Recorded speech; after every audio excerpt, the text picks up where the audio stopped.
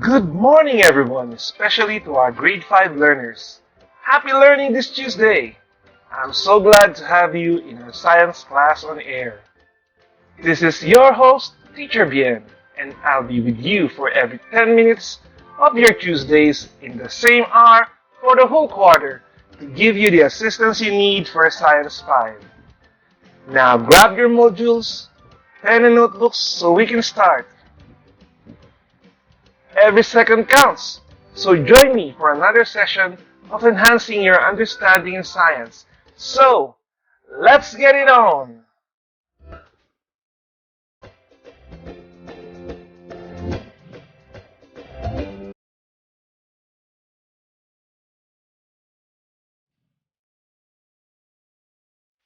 For this week, the most essential learning competency is describe how rocks turn into soil.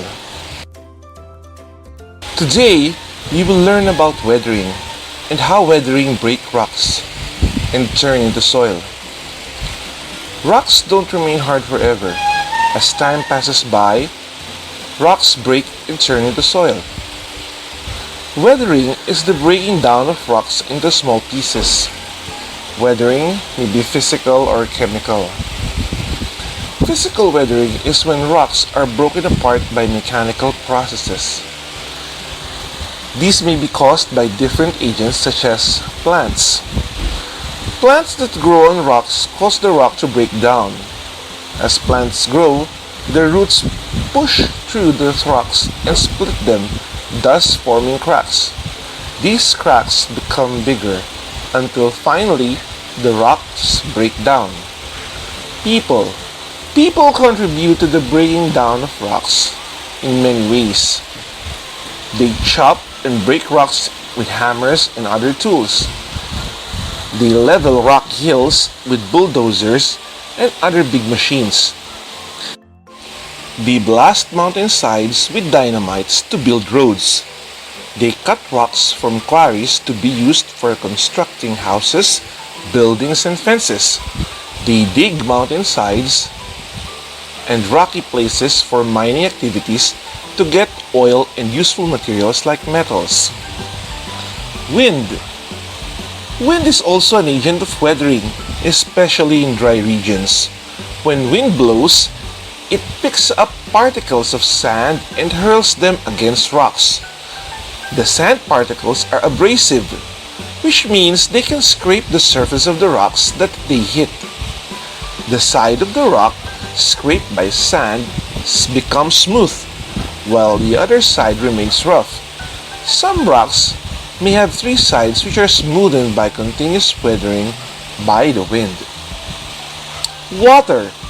Water is a good agent of weathering and erosion, especially along seashore. During stormy weather, the waves hurl sand, pebbles, and large rocks against cliffs. Because of the force, the cliffs weaken and later on collapse upon the beach. The broken rocks are rolled back and forth by the strong waves so that they are rounded into pebbles.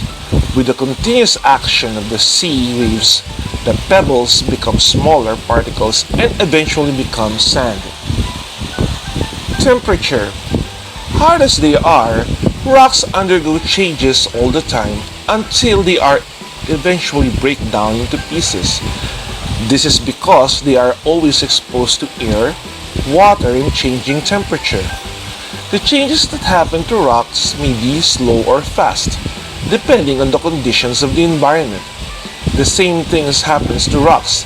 At daytime, the sun heats the surface of the rocks. The rocks expand. At night, it is cold and the rocks contract. The continuous heating and cooling of rocks cause them to break.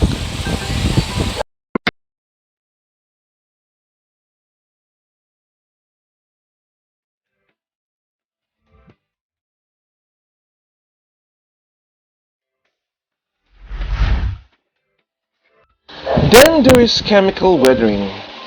It results from chemical reactions between minerals with rocks and external agents like air or water, which causes rocks to break. The most common types of chemical weathering are carbonation, hydrolysis, and oxidation. Carbonation.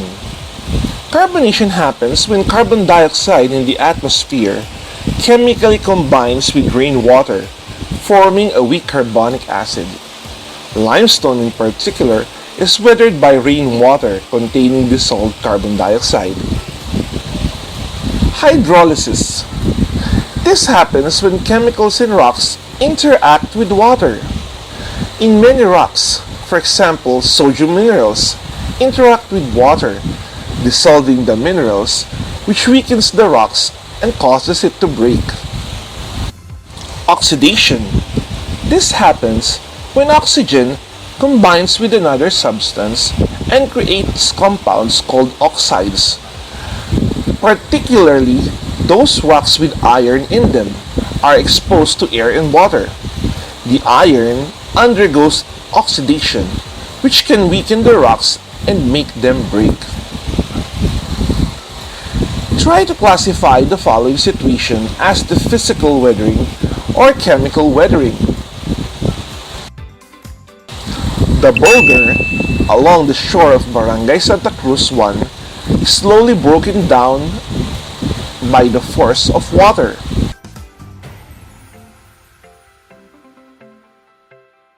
The answer is physical weathering.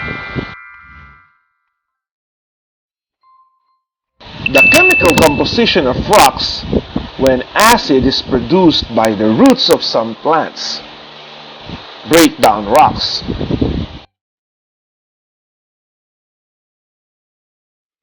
The answer is chemical weathering.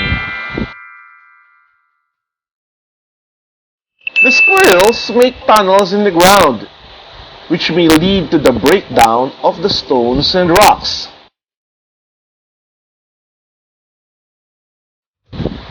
The answer is physical weathering.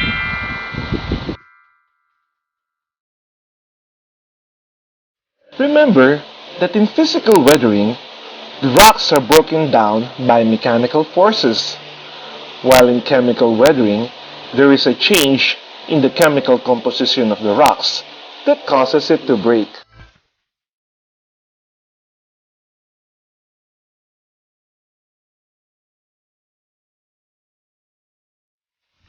So there you have it.